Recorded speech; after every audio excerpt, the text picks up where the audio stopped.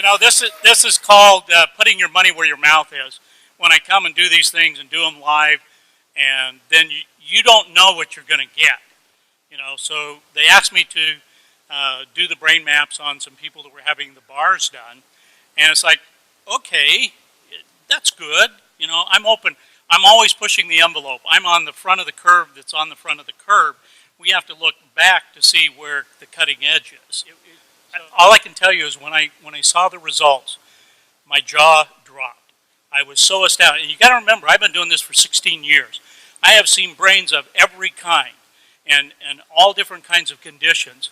This is the very first time that I've ever seen a brain do what we are about to show you.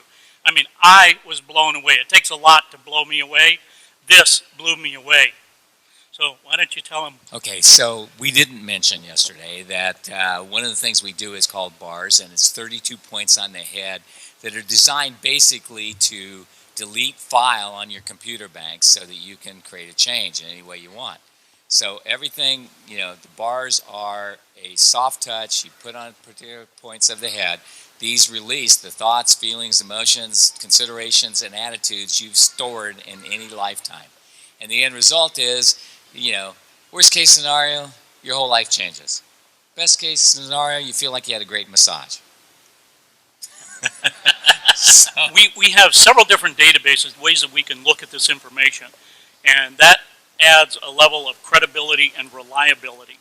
And so I'm going to show you all the different ways that we measure this. So we take an EEG, we put the cap on their head, and we measured all 19 electrodes. We did eyes closed, brain on task.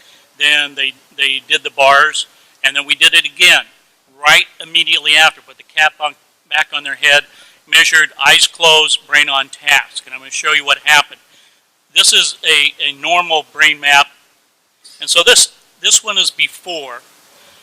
This was, and you can see the red area that's lit up. That's the area that we identify as PZ. And it's showing that it's, you know, roughly 3 standard deviations above what would be considered normal. So they did, I think it was an hour and a half of running the bars. And then immediately after that, we did it again. And here's what it looks like. Can you see a difference? Yeah, all right. So this was one measure that we were able to look at. Let's take another glance at something. It's called S-Loretta, and that stands for Scientific Low-Resolution Electromagnetic Tomography. But forget about that. Here's what it looks like. It came out showing us here, pointer down here where this little red line is, and this area is PZ. That's where it was lit up before. We have a different scale, and down here it's showing us that yellow is 3 standard deviations above what's normal. Well, we know it's at 2.7 hertz. It's in the delta range, so it's a low frequency, but down here it says it's 4.97. So it's almost 5 standard deviations above what is considered normal. It is off the scale of what we're seeing here. So here after is what it looked like. See, you can see the dark color here is the normal range. It's also saying that the change happened at 2 hertz. Okay, well that's all well and nice. There's another part that we look at here that is called the S-Loretta part here. And it gives us a triangulation. So we have what's called an x-axis, this black line here. Then the one pointing up in the air is a y-axis, and then we have a z-axis. So we get this triangulation. It's showing us exactly where. And you see this stuff here in the back of the brain. Well, that's PZ. That's where you just saw, you know, it all lit up. So here's the after. It's gone. It's gone. This doesn't happen in my world of measuring brains. Not in a matter of a few minutes. Now, being the scientist I am, that's not good enough for me. That's great, but I want to see it in action. You want to see it in action? For real? All right. So here's the brain, the area PZ that we're looking at there. And you can see the red coming in and out, that sort of thing. This is the playback of the EEG. So we've taken her eyes closed EEG, and we're now playing it back. So I went through and pulled out the pieces that I wanted to show, and they said, okay, make this little movie for me and show it. Now let's look at the after as well. Okay, so here's the after. All right, so that's the after. Let's go to the before. You see it? There's the before. We see all the red there. Then afterwards, we see this. All right. Is blue good? Now, being the scientist that I am, What does the red mean, Jeff? the red means it's 4 standard deviations above what's considered normal. It's just very, very active. Okay, it means activity. Okay, got it. Right. Thank you. So we could get into what kind of activity. It's just very, very active, and it's dealing with focus, concentration, and attention. Okay? So this means the brain's doing this. Okay, that's a scientific term. Okay. Thank you. I like that All one. right. I like that term. All right, so being the scientist I am, that's not good enough for me. I want to see the whole picture, okay? You can see the little heads up here, and this one right here in delta.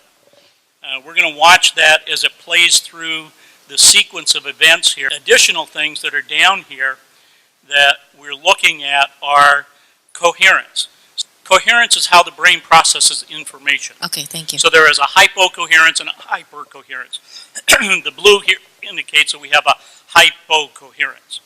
So what we're seeing happen is the brain is just doing its normal thing.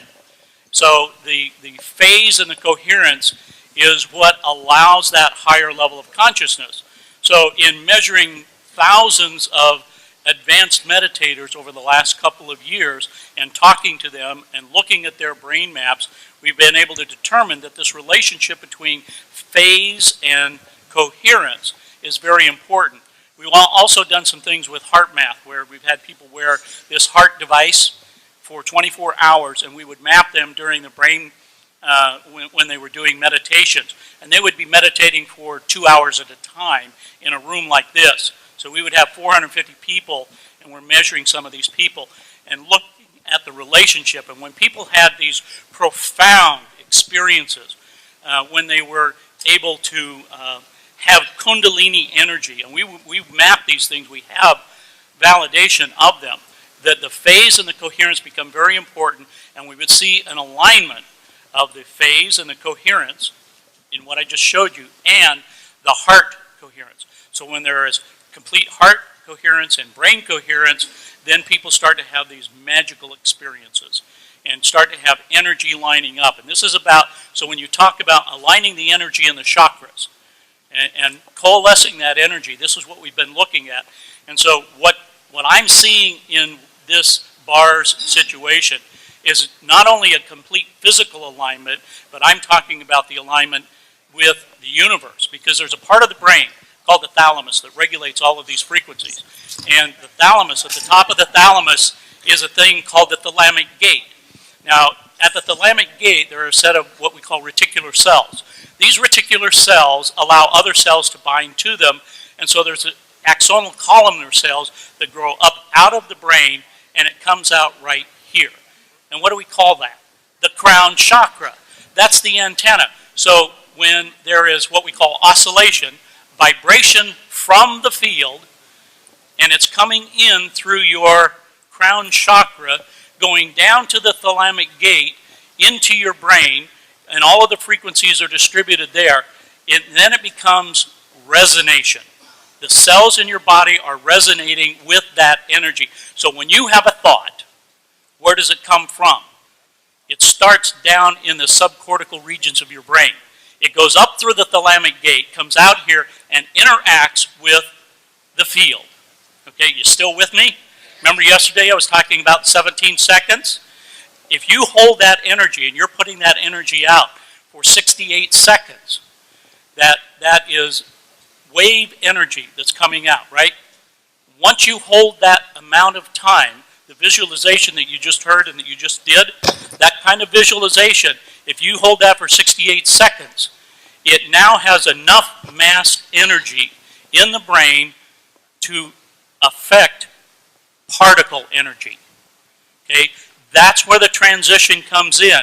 So the longer you hold these thoughts, the longer you work with them, whether it's visualization, mind movies, whatever your technique is, the power of that is absolutely astronomical. Now, to be able to coalesce that energy and to bring it together, and what I just showed you is absolutely possible. And I believe we only have, the one person that we processed so far. But as a scientist, I can tell you with what I've seen over the last 2 years and the thousands of people that I've worked with, this is absolutely amazing. And I'm sure that each and every one of you have the ability to harness this energy, to start working with that within yourselves, because it's not the magic of the science. The science just helps you let you know what is happening and how it's happening to you as an individual.